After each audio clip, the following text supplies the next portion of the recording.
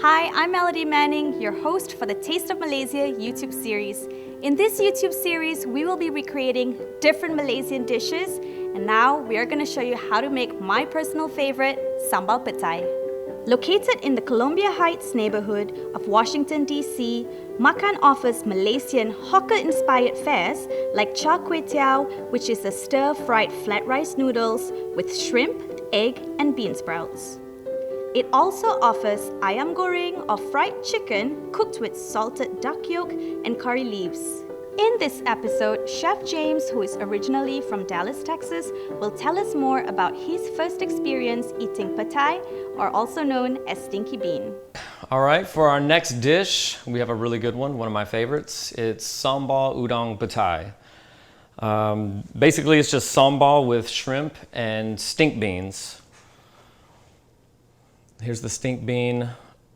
If I had to describe this, it's almost the texture of a fava bean, but it's really funky. It has like a slight pungency to it, maybe similar like asparagus or how fresh shiitake mushrooms smell, and maybe like a hint of natural gas, but I highly recommend it. It's very delicious. So to get this one started, have an onion.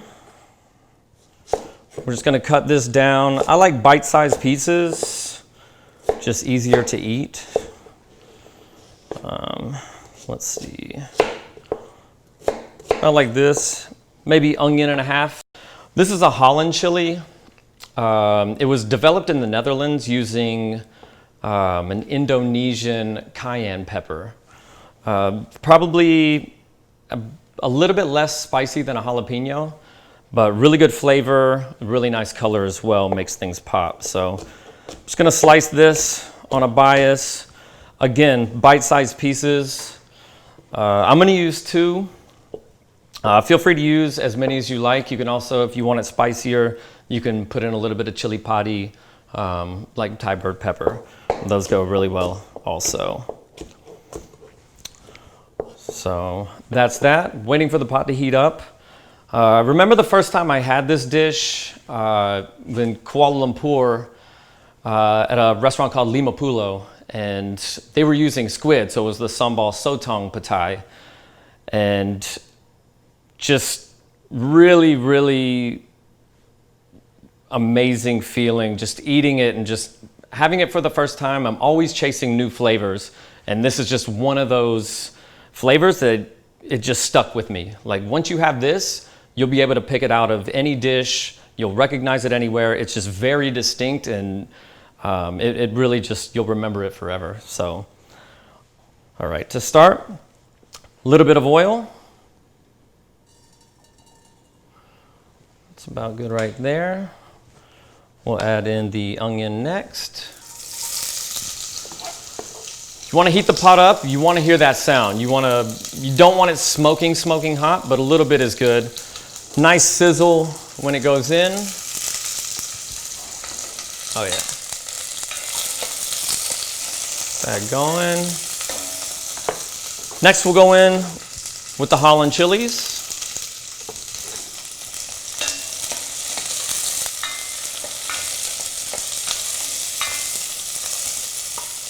Yeah, stir that around. We'll just let this sweat and start to soften just a little bit.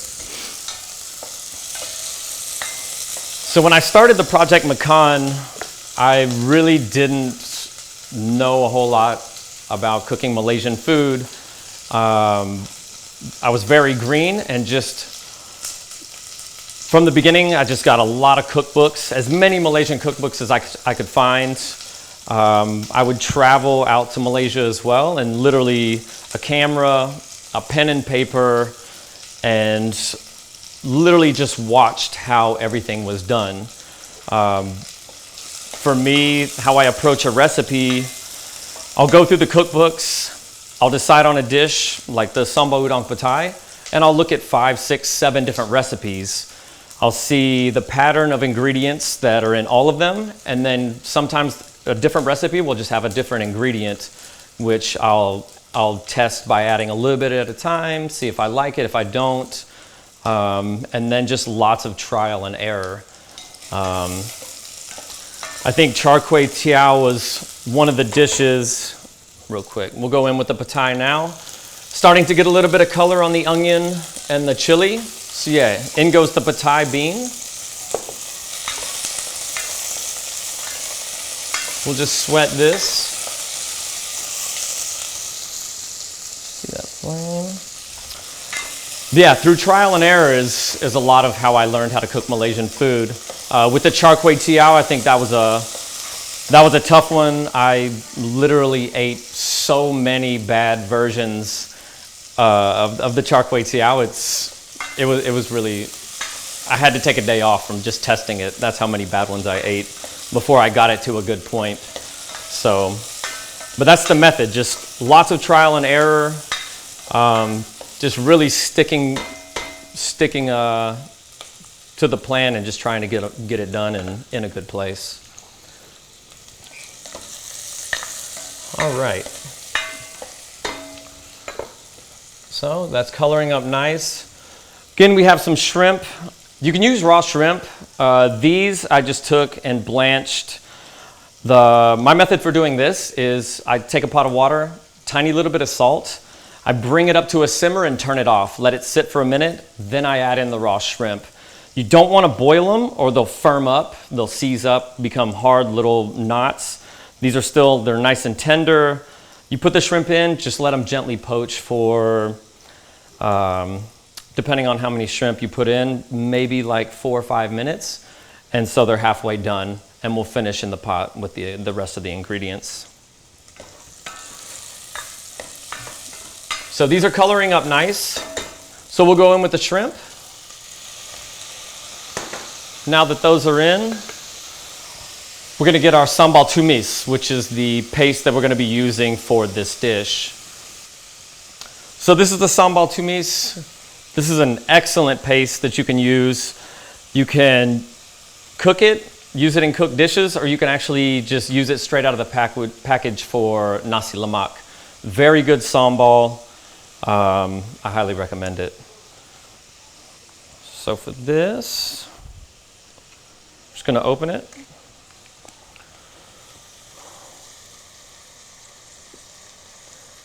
For the size dish that we're doing, we probably have 2 portions. I'll use half a package. And with that, turn the heat up just a little bit and just kind of start sauteing everything together. You can really smell the stink beans or the petai.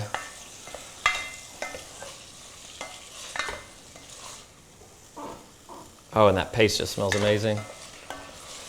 Also just love that color. You have the red, the pink shrimp, yeah, the red paste, the red Holland chilies, and just those really vibrant green petai beans.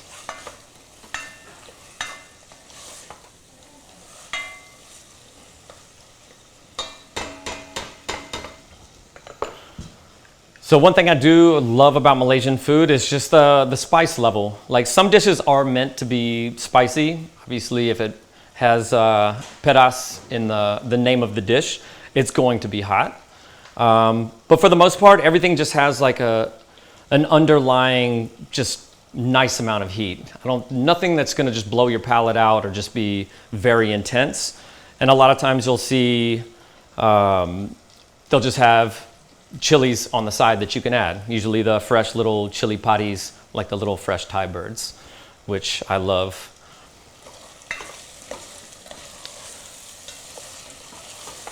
All right, I'm gonna turn the heat off. Give this a little taste. You know I'm going straight for one of the petai beans.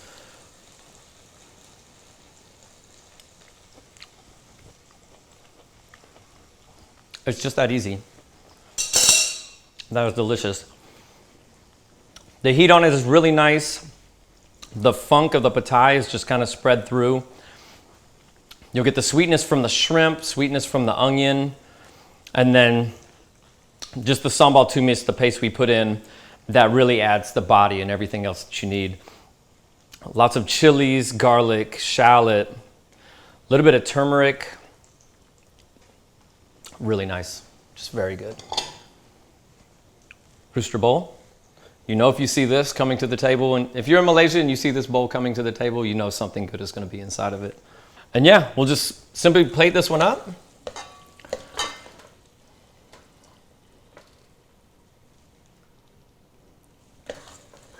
Oh yeah. So I love this dish. This is also a dish that we offer at Makan. I was super excited to do it. Just from that first bite that I had in Malaysia at Lima Pulo, I knew that I wanted to bring this dish to DC and just kind of introduce people to the Petai bean. And luckily, people have really taken to it, and it's one of our best sellers. So very happy.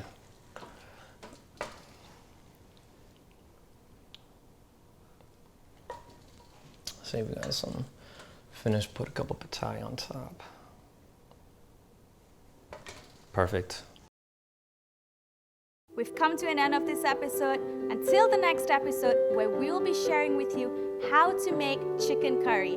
I'm Melody Manning. This is Taste of Malaysia. Take care. Hey yo, I go by the name Tessel Tag. Welcome everybody to the 2020 Malaysian Food Fest. Are you guys ready to try the taste of Malaysia? Here we go. Let me walk through. Go. Assalamualaikum, welcome and welcome to the Malaysian Food Fest, specially organized for you. Feel free to try out our delicacies. We got it all from fruits to meat to pastries. Let us start our day with some breakfast. Nasi lemak, roti canai, your hops and crackers. We love them all, but we'll never deny kaya and butter in a bread toaster. This a must try. Wonton mee, you can get it bar free. Everything is halal over here, cause we love to eat. Food is a form of happiness and we love to share it.